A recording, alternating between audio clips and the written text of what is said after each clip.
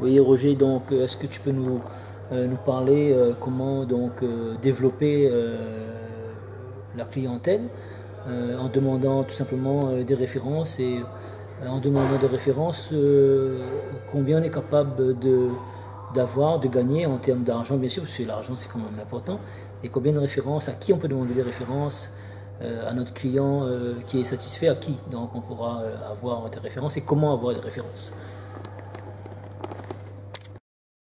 Bonjour, je m'appelle Roger. Je, je vais partager donc mon expérience dans la libre entreprise, dans l'entrepreneuriat.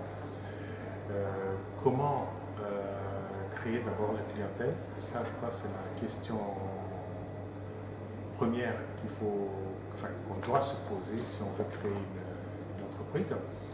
Bon, pour créer une entreprise, déjà, on a besoin de faire une étude de marché. Donc, par rapport à l'étude de marché, eh bien, quelle est la première technique qu'on doit mettre en place? C'est de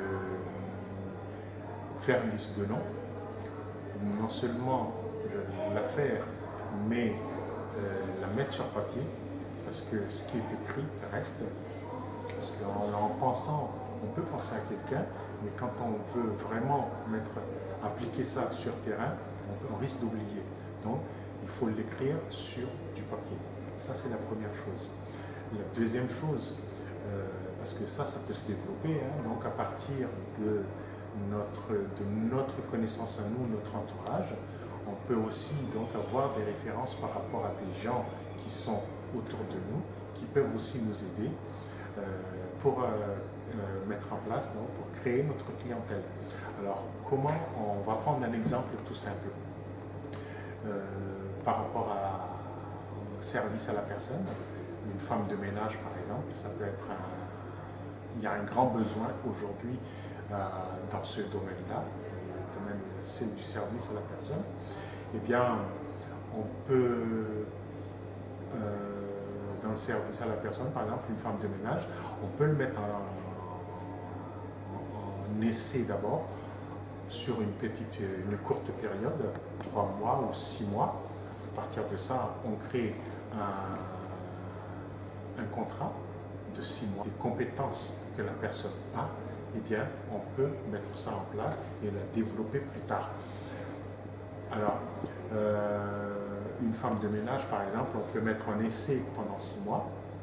Si le résultat il est probant, eh bien, on peut décrocher un contrat à moyen terme ou à long terme. Donc ça, c'est très important.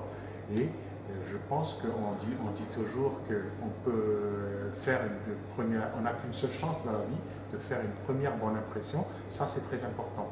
La qualité de service, ça aussi, c'est très important. Si on fait les bonnes choses au départ, eh bien, tout va suivre derrière. Donc, n'oubliez pas ça. Ne bâclez jamais les premières relations, les premiers contacts, parce que tout va se baser à partir de ça. Alors, comment élargir sa clientèle? Eh bien, un client satisfait peut vous emmener 2, 3, 4, 10 ou plusieurs clients derrière. Donc, il ne faut jamais négliger ce point-là. Si vous faites bien les choses dès le départ, c'est sûr qu'après, vous aurez un retour qui sera l'élargissement de votre clientèle.